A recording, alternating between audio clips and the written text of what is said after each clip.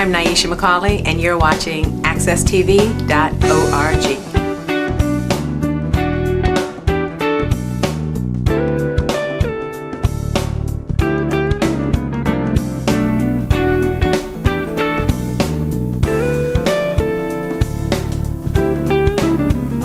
Welcome to the challenge.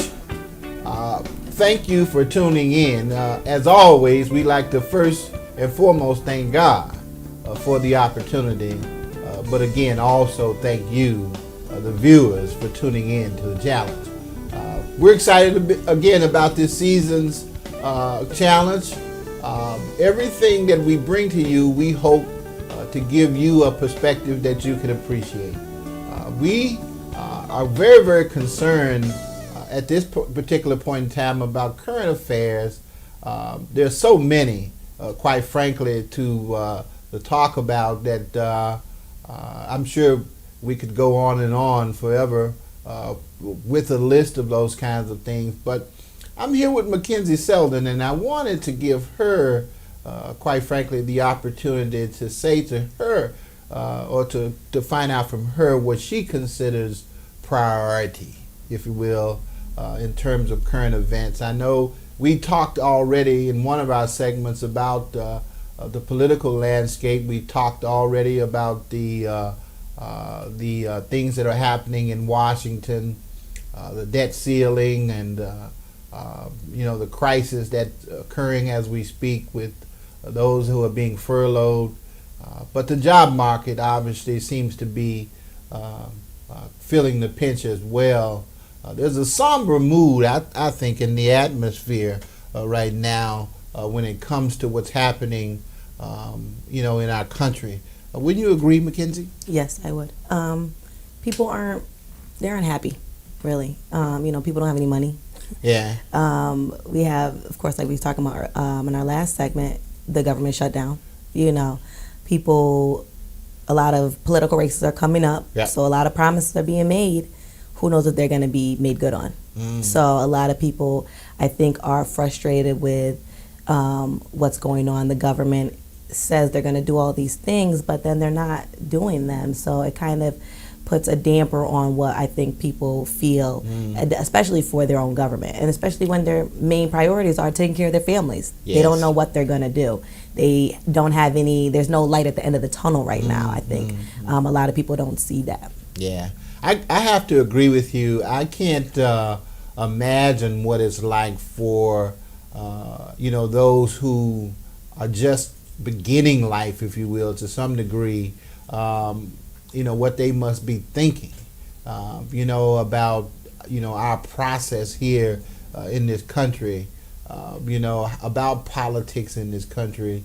I know a lot of folks don't necessarily engage in politics, but this is almost kind of a wake-up call. Wouldn't you agree? I think so. I think it's getting a lot more people interested in what is going on. Maybe taking their politics a little bit more serious. Trying to maybe listen to the news a little bit more to kind of get the next scope about what is happening. They might not be watching MSNBC or anything like that, but the news is always talking about what is going on, at least locally. So people are kind of taking that extra time to tune in and see, okay, so this is what's going on. This is what's happening. This is how it's affecting me. Right. Or maybe this is not how it's not affecting me.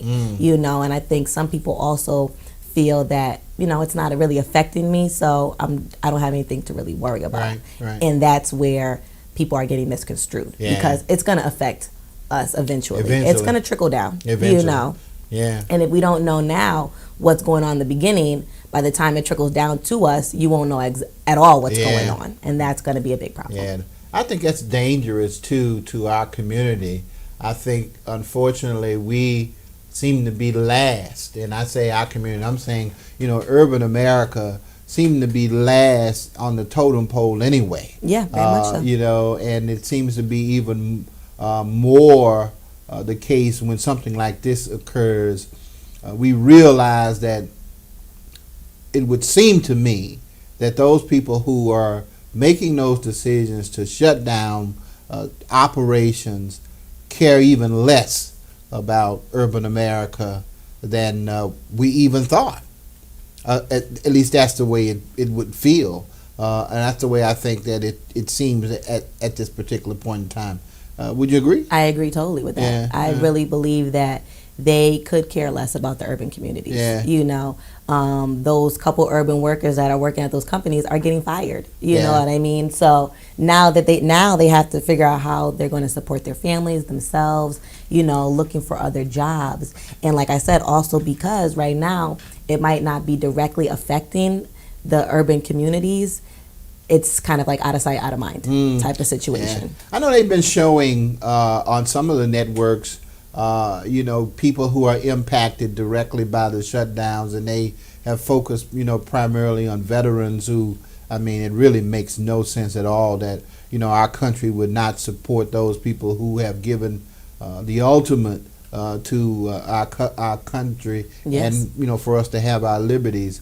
But I know there are a host of other people who depend upon the government and the government subsidies for sustenance and you know, the ability to live. But you know, with that, I was just thinking, you know, those assistance programs were not impacted.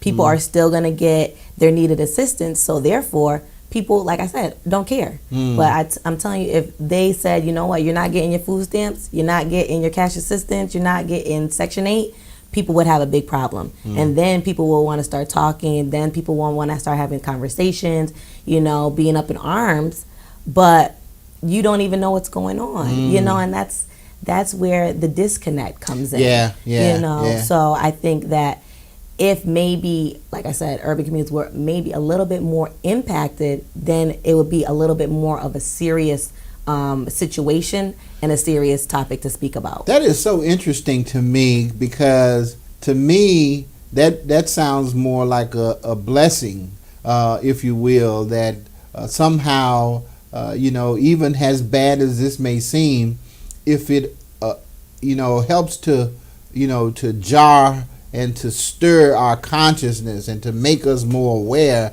and to get us more involved, this whole shutdown thing could have you know, awaken a certain consciousness within us and within America that we needed. Exactly, and I think that's the problem. I think that people, they're not being directly impacted, so therefore it's not something that I need to make an effort to try to realize or try to figure out what's going on. And I think that's where urban communities, unfortunately, we're used to people doing everything for us, you know, and I think that is where we've lost the sense of working hard and, you know, going out 8 o'clock to make your money so that you can support, working hard for your family, those values that should have been instilled. It's so easy to say, you know what, the government's going to give me assistance, which is fine. People need assistance, you know.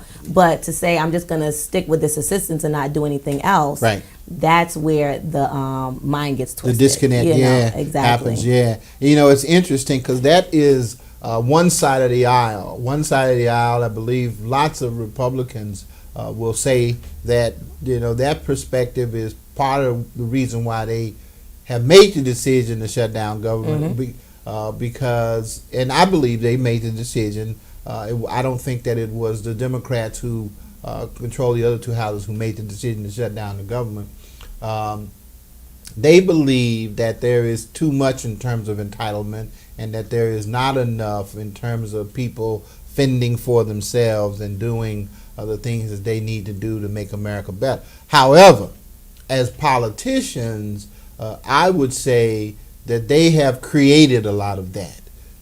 I would say that they have, when they have, you know, the opportunity to make America more productive, have settled for entitlements of their own.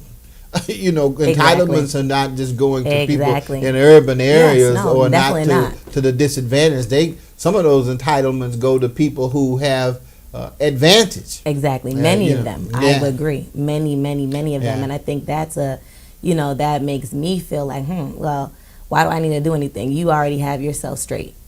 Exactly. You know? And I think that's was part of unfortunately the message that Washington sends, that they don't realize that is being received by others. You know, here you are, you know, a career politician who has all the benefits in the world. I mean, who for all intents and purposes, live an elitist kind of life. Yes. But you're supposed to be a public servant. Exactly. And if the truth were told, the vast majority of those people politically are very wealthy. And very well off. They have to run their campaigns. Yeah. Millions of dollars to run campaigns and stuff like that. Yeah, I know. I did a show last year or the year before, and I was looking at the net worth of some of the politicians in Congress, and I noticed that our own Richard Blumenthal, who represents us in the Senate, net worth is around $96 million. Wow. He was our former Attorney General. Yep, I remember. Yeah, and I mean, when you look at numbers like that, and you say, those are the people who suppose. Now, with all due respect, Mr. Blumenthal record speaks for itself. He has been a champion, for civil rights and has worked, very diligently, and obviously, has had some success, from a business perspective. Yes, So exactly. you don't begrudge him, but I think that given the advantages of working in Washington and being one of those people who, is sort of given this privilege, I think that all Americans ought to be able to, have, their part or their piece of the American pie. And I agree with that. People deserve to get to that same place that you're at. Yeah. And if you knew that you had to go to college for 4 years, right, then why don't you help somebody else go to college for 4 years? Yeah. So that they can get to that point. But everybody's like, I always want to be at the top of the ladder. I'm going to step on whoever I have to be at the top. And I'm not going to help to bring anybody else up and uplift other people. And if we all decide to uplift at least one other person, then, everybody would be doing a lot better than they probably would be. Just because that how hard it took for you to get here, right, and if you had to work hard to get there, that you deserve to be where you are. Yeah. But you also should know that there are other people that are just as smart, deserve that opportunity. Maybe you got a door that they didn't have open. Right. Just that one door, it got you to where you are and is now they're at where they are. So, if you can give them that same opportunity that helped you, just get the opportunity. Then they make their own decision what they want to do with it. Yeah. But give them the chance. I couldn't agree with you more. That sounds even biblical to me. The question is asked, am I my brother's keeper? And to me, the answer is emphatically, yes, I am. We have a responsibility to each other. I thank God that, you've accepted what we've suggested that you do here with us at accesstv.org. Come on, share your perspective. Be a part of this network as we continue to grow and try and give a message to our community. I was just talking this past weekend about we were talking about Run DMC, and we were talking about LL Cool J and those guys, and all those guys are from Queens. They are. And all of them coming from Queens, they knew each other kind of. And Russell Simmons and those guys, all those guys, when they were talking about this new genre of music, if you will, they, the people who came to them said, we think you're on to something, and we'd like to help you. And they were talking to one, and then Russell and the rest of those guys says, instead of, well, hold on just a second, this is ours, and allow us to market the product and to to share our ideas, and it became what it's become and continues to evolve. Exactly. This hip hop genre, which conveys a message and conveys a certain style, that is not a fad any longer, but is in fact real artistic expression and a work being done by people who want to share their gifts with the rest of the world. And so I still think even from that though, we still need to help others, because everybody can't be a rapper, everybody can't be a basketball player. So promote going to school. What I mean? If these stars and these celebrities would promote things like that, all their fans and followers might be a little bit more oh, I know that Lil Wayne, he's going to college. Maybe I need to go to college too. Right. You know, because people look up to them. It is what it is. You put yourself in that limelight position. People are going to look up to you and hold you at a certain standard. So, you know, give back to the community as much as you can. You know, $1,000 here, $1,000 there is not going to put a dent in anybody's salary. Oh yeah, no, without a doubt. But you know, the reason the conversation came up about those guys was because of where they live in Queens, and there was a guy who, you know, the family knows, who actually is a member of I think it's Allen Chapel or something, which is the church that Floyd Flake actually pastors. I may be wrong about the name of the church, but Floyd Flake, the church that he pastors is where Run DMC and LL Cool J and those guys attend. Wow. And so what they've done is basically they have about 16 to 18 blocks of community that is a part of the church that is being developed, economically developed by the members of the church. They have their own credit unions. They have, and so they are doing what you're suggesting. They are trying their best to uplift the people. Yes, you know, to know where they came from. Absolutely, and to try to make, you know, everyone who is a part of the ministry, you know, help them to become better.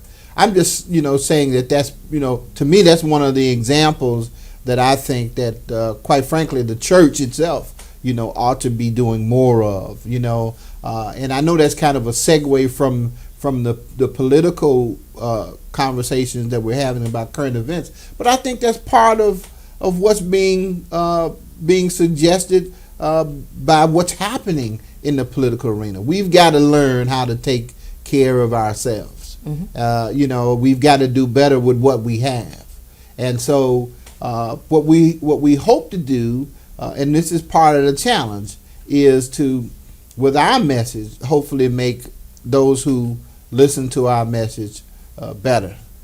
We want to do that here, and we want to bring them information from us to us, as opposed to them listening to, you know, the messages from the mainstream medias, if you will, all the time, and those folks who aren't necessarily in the community that you and I live in.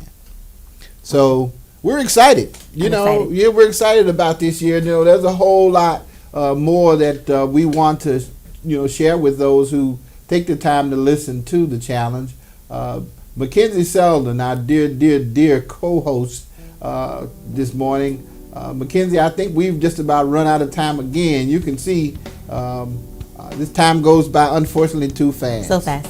Yes, indeed. And I know that you certainly have so much more inside that you'd like to share with others as well. We're going to look forward to it. Great.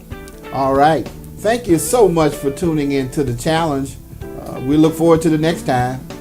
And remember, be blessed.